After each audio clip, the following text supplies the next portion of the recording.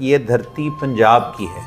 زمین کا ایک بڑا ہی گہرا تعلق انسانوں کی نفسیات سے اور انسانوں کے کلچر سے ہوتا ہے۔ زمینی جو استعارے تھے اور حقیقتیں تھیں اور گاؤں تھا، اس سے ہم دور ہوتے چلے گئے۔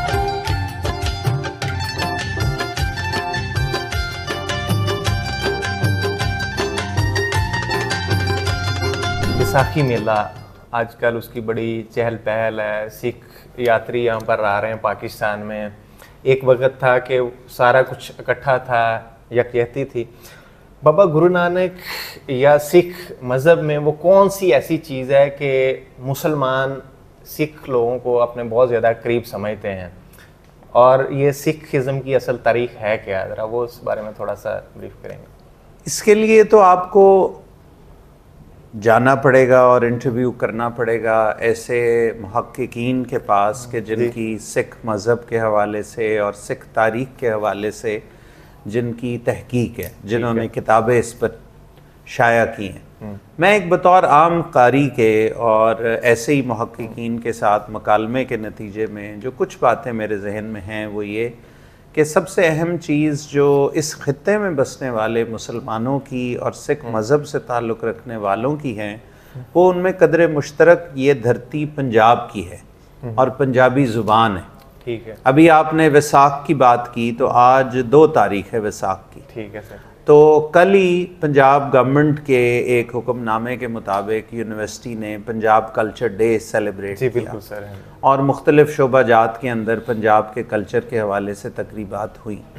اب آپ اس کو اگر جوڑ لیں کہ پنجاب ایک زراعت کا علاقہ ہے، ہم سب روزانہ ہم گندم کی بنی ہوئی روٹی ہم استعمال کرتے ہیں، اور وہ ہمارے کھیتوں میں اگنے والی گندم سے آ رہی ہے، تو اس کی نسبت اس گندم کی کھیتی کی تیاری سے۔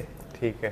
دنیا کے تمام جغرافیوں میں زمین کا ایک بڑا ہی گہرا تعلق انسانوں کی نفسیات سے اور انسانوں کے کلچر سے ہوتا ہے۔ تو یہ ایک خوشی کا موقع تھا، بہتات کا موقع تھا، چاہے وہ ہندوستان ہو، پنجاب ہو، آج پاکستان کے خطے ہوں، چاہے وہ قدیم یونان ہو۔ تو یہ جو کھیتی کے پکنے کا موقع ہے، یہ دنیا کا ہر کلچر اس کو سیلیبریٹ کرتا ہے۔ یہ آپ پوری دنیا کا جائزہ لے لیں تو جہاں کہیں بھی یہ قدرت کی ایک نعمت ان کو میسر آتی تھی، یہ ان کی محنتوں کے وصول کرنے کا ایک موقع تھا۔ جب گندم کی فصل کی کٹائی شروع ہوتی تھی تو وہ ایک فطرتی بات تھی کہ اس کو ایک سیلیبریٹ کرنے کا مہینہ تھا۔ اب ہوا یہ کہ ہمارے ہاں جیسے جیسے اربینٹی آئی، جیسے جیسے شہریت آئی، تو ہم زمینی جو استعارے تھے اور حقیقتیں تھیں اور گاؤں تھا، اس سے ہم دور ہوتے چلے گئے۔